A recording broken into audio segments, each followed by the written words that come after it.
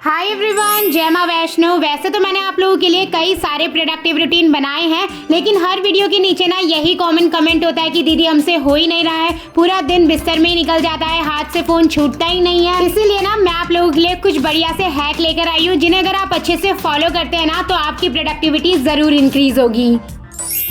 ये तो अब हम सबको ही पता लग गया है कि हमारा पूरा दिन बर्बाद होने वाला है या काम का जाएगा, ये हमारी मॉर्निंग पर डिपेंड करता है। और अगर हम उठते ही अपना बेड बना लेते हैं ना तो बहुत हद तक चांसेस बढ़ जाते हैं कि पूरा दिन प्रोडक्टिव ही रहेगा। और जैसे ही हम अपनी सोची हुई चीजों को सुबह उठते ही करने लग जाते हैं ना तो हमारे माइंड को एक मैसेज जाता है कि आज का पूरा दिन प्लान्ड है और हमको उसके अकॉर्डिंग ही चलना है। लेकिन कुछ लोगों के लिए ना सुबह उठकर इतना करना भी बहुत मुश्किल हो जाता है, क्योंकि उनको बेड में गरम गरम चाय या फिर फोन चलाने की आदत है।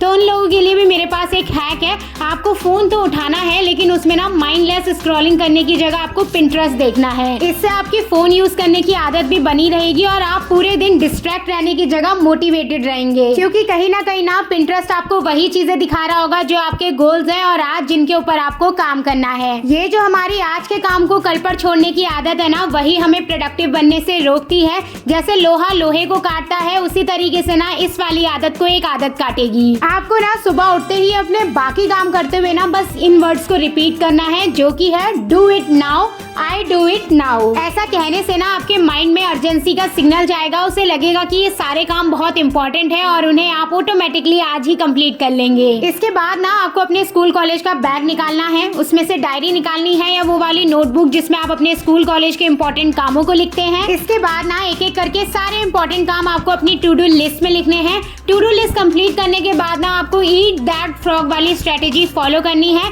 जिसमें आपको सबसे पहले उस काम को करना है जो आपको सबसे डिफिकल्ट या टाइम टेकिंग लगता है। अब मैं आपके साथ ऐसे हैक शेयर करूंगी जिससे आप अपनी फोन एडिक्शन की हैबिट को ना आसानी से ब्रेक कर सकते हैं। पहले तो ना आप इस चीज को समझो कि इस आदत को छोड़ना ना बहुत मुश्किल नहीं है। आप इसको मुश्किल मान चुके हैं, इसलिए करने से पहले ही हार जाते हैं। देखो कितना ज्यादा आसान है। सबसे पहले तो जो आपके फोन में डिस्ट्रैक्ट करने वाली एप्स है ना, उनको आप मेन स्क्रीन से हटा दीजिए, या तो ना 4-5 स्लाइड बाद जो मेन स्क्रीन आती है ना वहाँ पर डाल दीजिए। इससे ना उन एप्स तक पहुँचने में आपको टाइम लगेगा और फोन को अनलॉक करते ही आप उन पर क्लिक नहीं करेंगे। जिस तरीके से अपनी बॉडी को रीसेट करने के लिए हफ्ते में एक दिन फास्ट लेना बहुत इंपॉर्टेंट होता है, उसी तरीके से ना अपने माइंड को रीसेट करने के लिए हफ्ते में एक दिन अपने फोन से दूर रहना भी बहुत इंपॉर्टेंट है। ये वाला दिन ना आप सैटरडे या संडे वाला ही चुने, क्योंकि इस दिन ना हम बहुत ज्यादा प्रोडक्टिव रह सकते हैं, अपने बहुत सारे कामों को कंप्लीट कर सकते हैं, क्योंकि इस दिन हमारी छुट्टी होती है। लेकिन पूरा दिन ना हम अपने फोन में ही निकाल देते हैं और वो दिन वेस्ट हो जाते हैं। तो सैटरडे या संडे वाले दिन अपने फोन को दूर रखें और जो भी पूरे हफ्ते भर का आपका काम है जिसे आप संडे सैटरडे के लिए टालते आ रहे हैं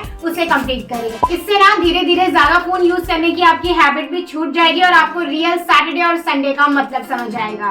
नेक्स्ट है कि आप जब भी कोई इंपॉर्टेंट काम करने के लिए उठे ना, अपने फोन को अपने आप से दूर कर दीजिए, या तो आप किसी अलग रूम में रख लीजिए या अपनी मम्मी या बड़े भाई बहनों को पकड़ा दीजिए। अब आप अगर सोचेंगे नहीं हमारा तो माइंड बहुत ज्यादा स्ट्रॉन्ग है, हम तो बगल में ही फोन रखेंगे और फिर भी सारा काम करके दिखाएंगे, तो ऐसा नहीं होगा। इसलिए इस माया जाल में फंसने से अच्छा है कि आप अपने फोन को पहले ही दूर रखें। इससे ना आपका टाइम और एनर्जी दोनों बचेगा, क्योंकि आप फोकस होकर ना एक ही काम पर लगे रहेंगे। और अगर आप अपना फोन पास रखेंगे और उसमें जैसी एक नोटिफिकेशन बेल बजेगी ना, आप अपना फोन अनलॉक करेंगे, फिर कहीं जाएंगे और ऐसे ही आपका आधा 1 घंटा निकल जाएगा। इसलिए सबसे पहले ना आप इंपॉर्टेंट कॉल और मैसेजेस के नोटिफिकेशंस को छोड़कर ना बाकी सारे अननेसेसरी नोटिफिकेशंस को ऑफ कर दीजिए। और आजकल तो स्मार्टफोन इतने तेज हो गए ना कि आप किसी भी ऐप में टाइम लिमिट लगा सकते हैं, 1 घंटा 2 घंटा।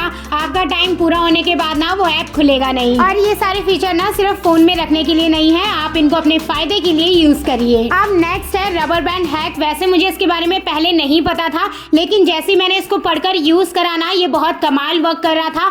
आपको अपने फोन के बीचों बीच ना रबर बैंड बांधना है। ये ना आपके फोन और हाथों के बीच में बैरियर की तरह काम करेगा।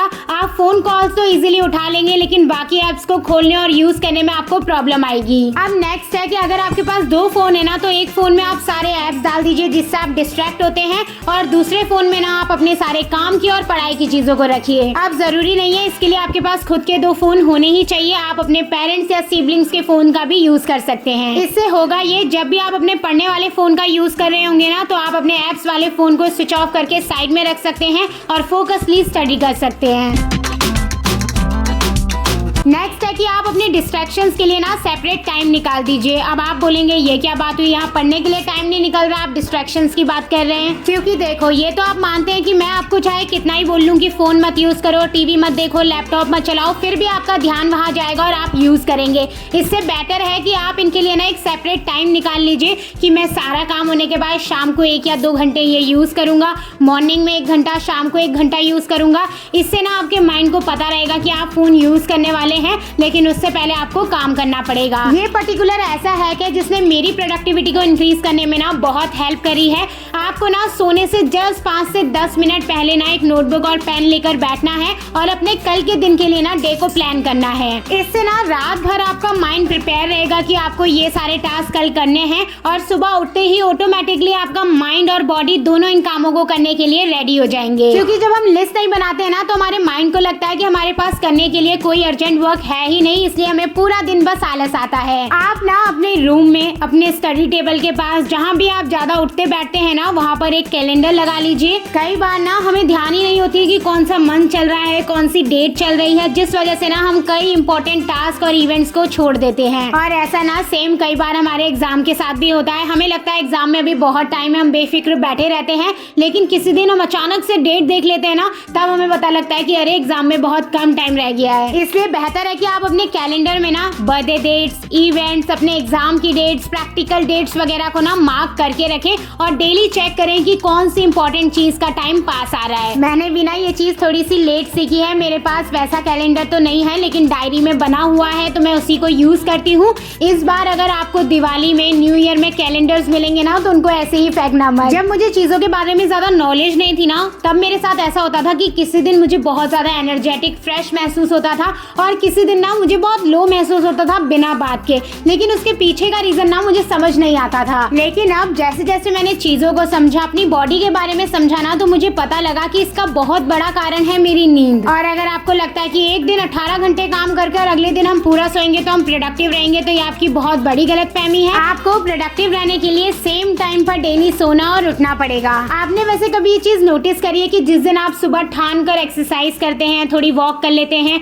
पूरे दिन अच्छा खाना खाते हैं, तो आपको ना बड़ी खुशी सी होती होगी, अंदर से ना एक अचीवमेंट वाली फीलिंग आती है कि आज भाई कुछ तो मैंने उखाड़ लिया है। ये इसलिए होता है क्योंकि हमारा खाना ना हमारी प्रोडक्टिविटी में बहुत इम्पैक्ट डालता है। इसलिए आप डेली फ्रेश और घर का बना हुआ खाना खाइए। देखो, एक हेल्दी हैबिट को डेवलप होने में ना कई महीने लग जाते हैं, लेकिन उसको ब्रेक करने के लिए ना सिर्फ 2 दिन ही काफी है। एग्जाम्पल से समझते हैं। आपने ना डेली एक्सरसाइज करने की हैबिट को डेवलप करा है और 1 हफ्ता लगातार करने के बाद ना आपका 1 दिन करने का मन नहीं कर रहा है। कोई बात नहीं, आप 1 दिन रेस्ट ले सकते हैं, लेकिन कोशिश करिए कि आपको 2 दिन ना लगातार कोई चीज को नहीं छोड़ना है। इससे ना आपका फ्लो टूट जाएगा। आप किसी भी चीज से 1 दिन का ब्रेक ले सकते हैं, लेकिन 2 दिन का लगातार नहीं। I hope this video will help. I will see you in my next one. Okay, bye bye.